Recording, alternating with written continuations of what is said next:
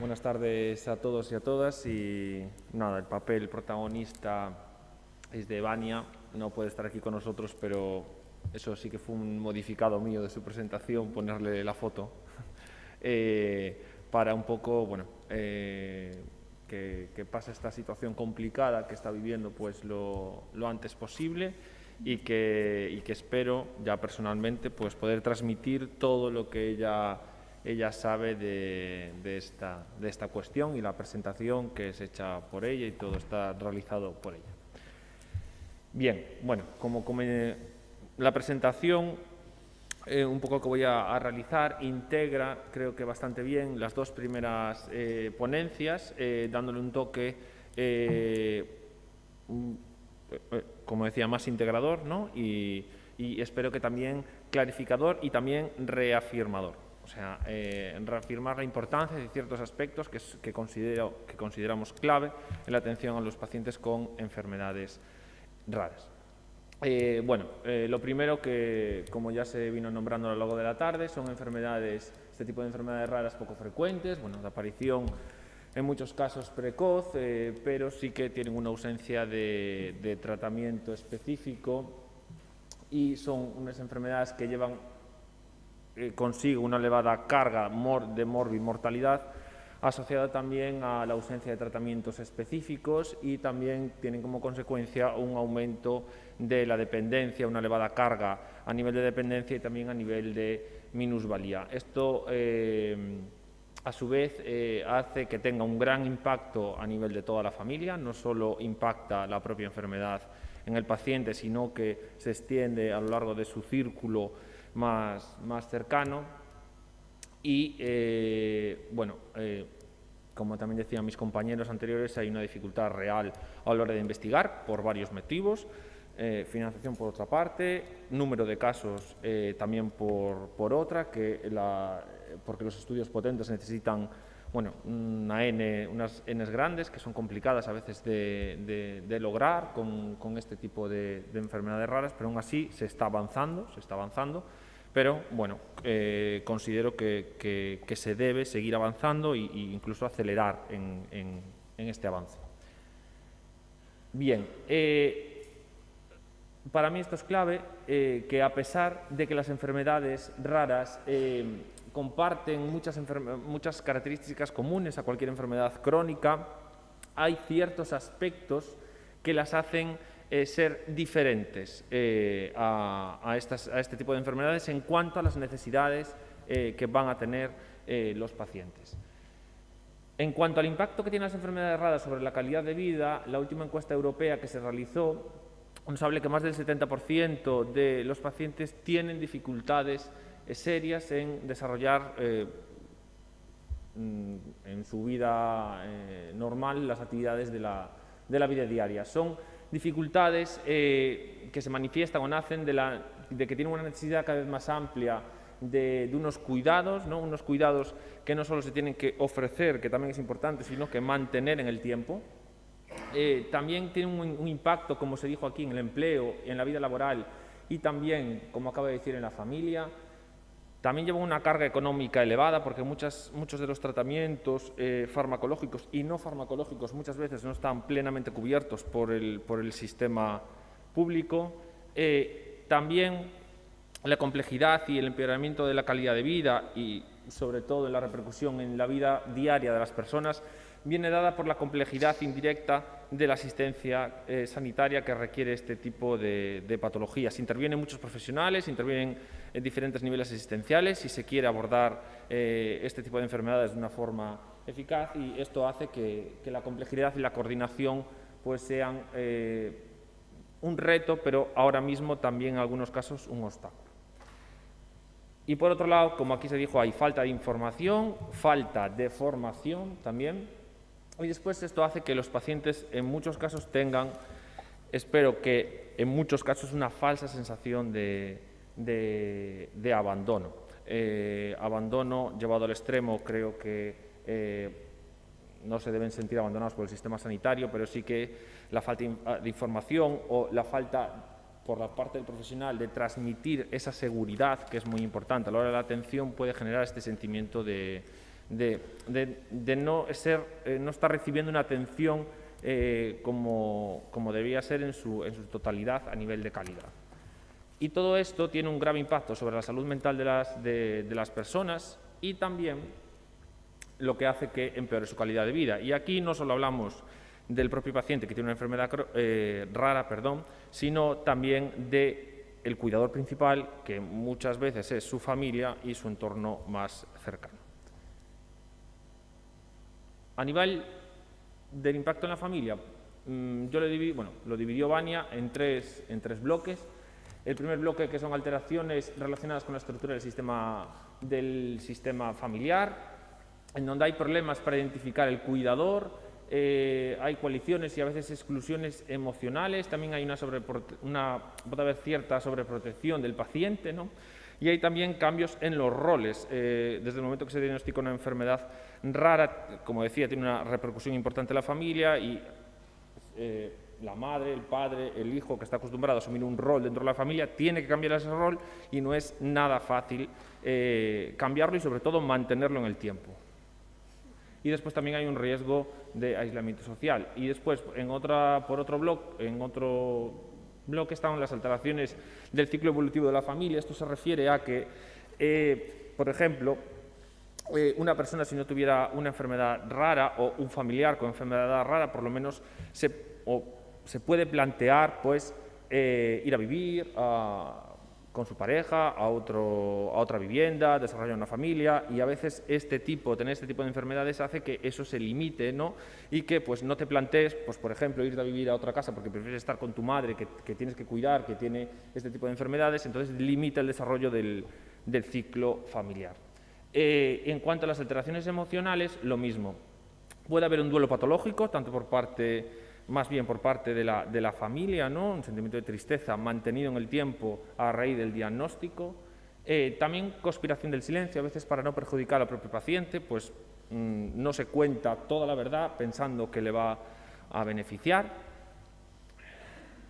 Y por último, bueno, que puede haber también sentimientos de contrariedad, de culpa, ¿no? De impotencia, ¿no? ante esta situación y no saber cómo afrontarla. Bien, y después llegamos a la atención integral. La necesidad de esta atención integral nace sobre todo por la complejidad asistencial que requiere el abordaje de este tipo de pacientes. Una complejidad asistencial que viene dada por la morbimortalidad que presentan este tipo de pacientes con enfermedades raras, el gran nivel de dependencia y discapacidad que tienen, y a su vez esto va a hacer que estén utilizando múltiples recursos, pero no solo sanitarios y sociales, sino que también, como decían los compañeros, educativos y laborales. Entonces, todo esto va a llevar una complejidad asistencial que necesita ser abordada desde un enfoque integral.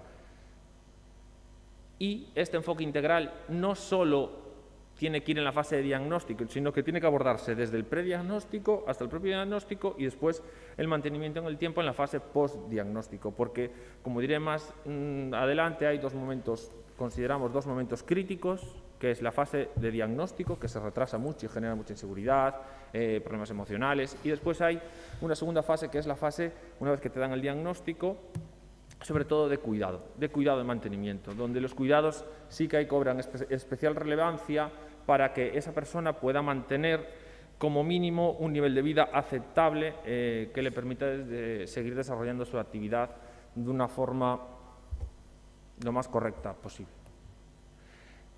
En cuanto a la atención integral, bueno, que se define, el resumen es que el enfoque la define es un enfoque biopsicosocial. Una atención integral se tiene que tener en cuenta la parte social de la persona, la esfera también psicológica y, por otro lado, la esfera biológica, que es la esfera entre comillas, sanitaria tradicional, ¿no? Pues estas tres esferas tienen que mantenerse y valorarse en cada paciente con enfermedades raras o con cualquier otro tipo de enfermedades. En cuanto a esta atención integral, sobre todo es necesaria, como decía, por los pacientes, por la necesidad de apoyo continuo, aunque también para la fase diagnóstica, y en cuanto a los profesionales, si queremos hacer y prestar una atención integral, vamos a necesitar hoy en día, y tal y como está la situación, innovar. Tenemos que innovar a nivel organizativo, porque si no, con las actuales estructuras que tenemos, se hace complicado ofrecer una asistencia integral con una calidad buena y mantenida. Diría que depende más de la actitud y del criterio profesional que no muchas veces de la propia organización que te facilita tener este tipo de modelo asistencial. Y después llega la parte de los cuidados integrados. Como decía, dos momentos críticos: el momento del diagnóstico, por el retraso, porque genera a nivel biopsicosocial mucha repercusión, ámbito psicológico, ámbito social, ámbito laboral, ámbito educativo, mucho problema hasta que llegamos a un diagnóstico certero, pero después está, una vez que te dicen el diagnóstico, vivir con él.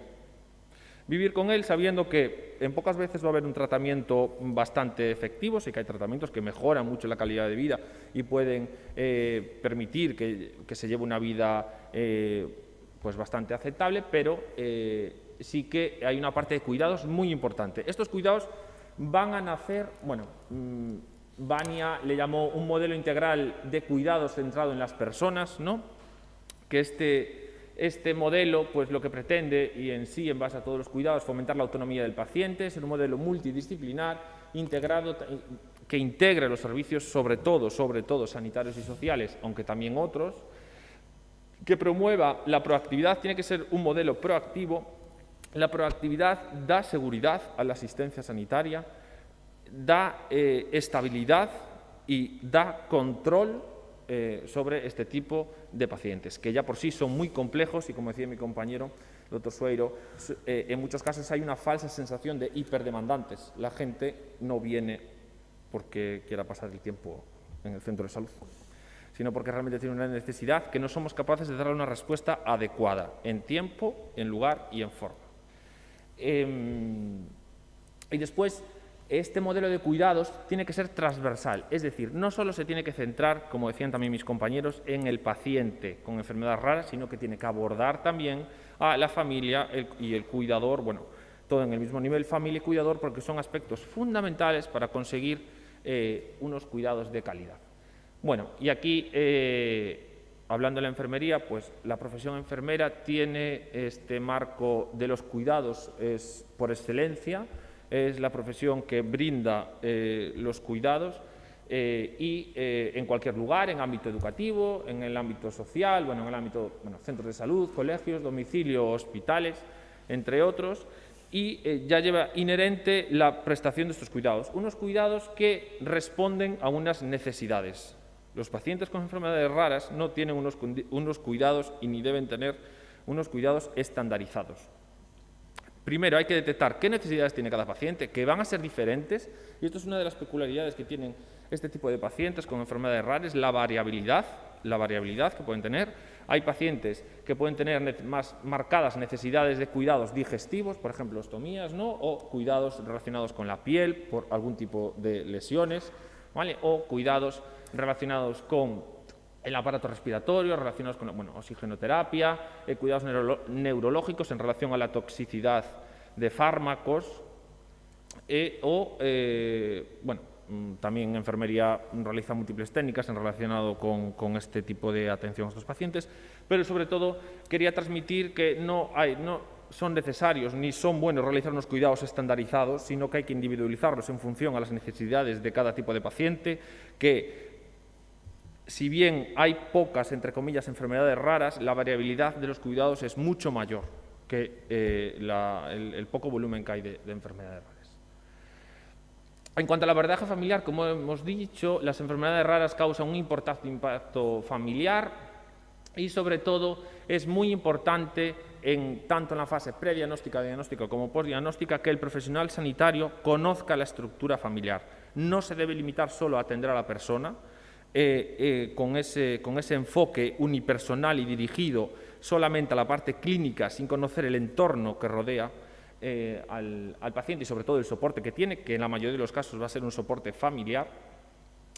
Y lo que deberá hacer, bueno, aquí hay una serie de acciones que plantea Vania: fomentar la comunicación efectiva intrafamiliar, fomentar la transición progresiva de nuevos roles, como os dije, porque va cambiando, ¿no?, la estructura familiar, las necesidades y el soporte que puede ofrecer la familia en las diferentes fases de la enfermedad.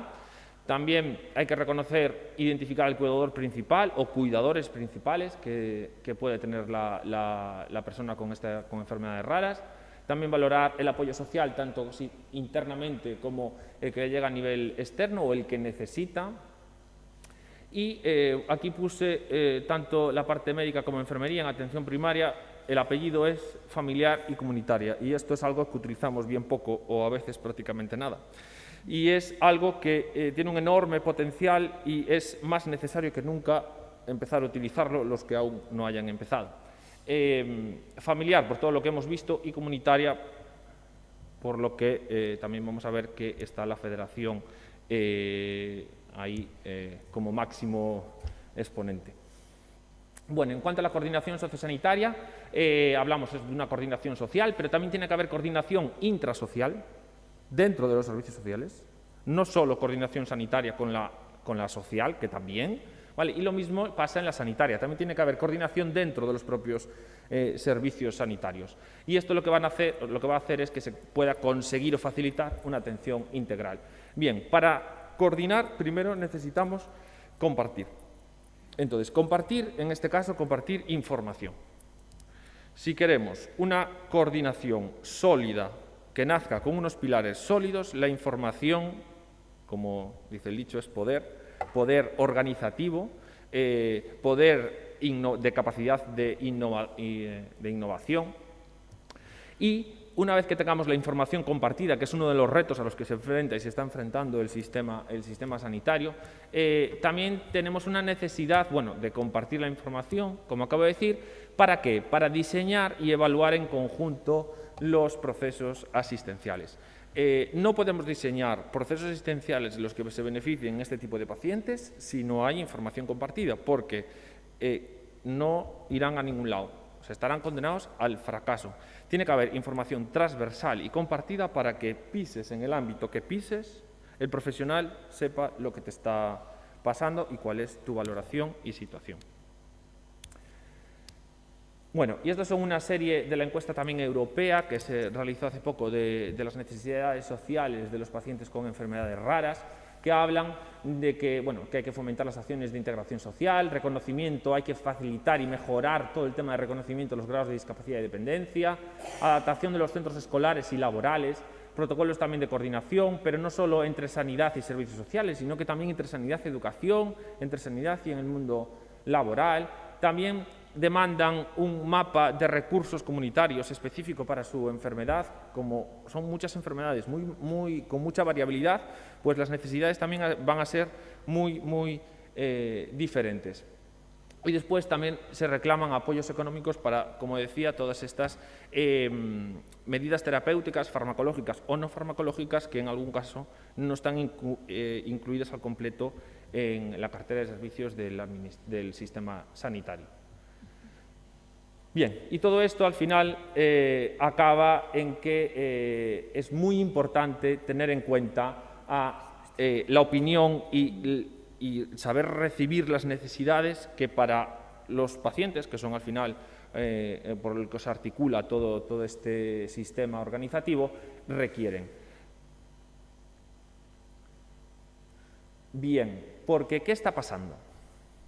En cuanto al empoderamiento, ya por último, y el autocuidado, que la propia rareza de las enfermedades hace que en muchas ocasiones ocurra el concepto de ley de cuidados inversos. Los profesionales se ven más seguros atendiendo a pacientes que tengan patologías más frecuentes, por tanto, le ofrecerán unos mejores cuidados porque están mucho más seguros, y al contrario pasa con estos pacientes con enfermedades raras. Al no estar tan seguros, pues no le prestan la atención ni la dedicación que deberían prestarles. Es la ley de cuidados inversos que se debería sería cuidados individualizados, tendría que ser más que inversos. Todo esto obliga a que el paciente en muchas ocasiones sea empoderado de forma mucho más rápida de lo habitual para poder manejar su propia enfermedad, convirtiéndose en pacientes expertos express. Consultan muchas fuentes, los profesionales, el sistema sanitario no le da una respuesta a sus problemas, pues empiezan a buscar, leen, y al final hasta que te haces súper experto de tu enfermedad y entonces pues un objetivo nuestro que sería empoderar, ¿no?, a los pacientes para que sean autónomos y tomen capacidades de decisión en cuanto a la gestión de su propia enfermedad, a veces ya lo realizan antes de que el profesional se lo vaya incentivando y instruyendo poco a poco. Esto es promovido por la necesidad. Porque un paciente activo, un paciente empoderado, es un paciente capacitado para decidir, ¿vale?, para establecer qué necesidades son las que le preocupan más y para resolver sus problemas y mejorar su calidad de vida. Y ya por último, en cuanto a calidad de vida y esperanza de vida, esta patología de enfermedades raras, cualquier enfermedad va a empeorar la calidad de vida y también como consiguiente la esperanza de vida. La calidad de vida cada vez es una variable mucho más importante, incluso ahora mismo en otras patologías están, y en esta, que también sería lo deseado, si hubiera un amplio abanico de tratamientos, se están decidiendo la emisión de tratamientos por la repercusión que van a tener sobre la calidad de vida. Entonces, es una variable que incluso ya está decidiendo actitudes terapéuticas en muchos casos, que hasta ahora pues, no era así. Entonces, para empeorar al paciente, principalmente 3 estrategias, que sería la alfabetización en salud, hay que saber, pero también formarse de la propia enfermedad. Con todo esto, como decía, para ganar en empoderamiento, en capacidad de la persona para tomar decisiones que promocionen su salud. También la inclusión del paciente en la toma de decisiones, como decía, con las federaciones. Hay que escuchar a las federaciones, saber lo que ellas quieren, saber cuáles son sus problemas de esos pacientes, para después adoptar los cambios organizativos dentro del sistema sanitario que respondan también a esas cuestiones y otras muchas que también pueden plantear los profesionales. Y, por supuesto, por último, ya apoyar la autogestión de la propia enfermedad, que está muy relacionada con el empoderamiento. Hay que apoyar a que el paciente sepa autogestionarse su propia enfermedad, porque eso será garantía de calidad de vida sobre todo. Y nada más, espero haber cumplido el objetivo que tenía Vania en esta ponencia, daros las gracias por escucharnos en este primer tramo antes del descanso y gracias a la moderadora, a la subdirectora general y también a la directora general y vicepresidenta de SEDAP, Estrella López Pardo, por la oportunidad que le dio a Vania de estar aquí y yo, bueno, pues espero haber cumplido y nada más. Así que muchas gracias.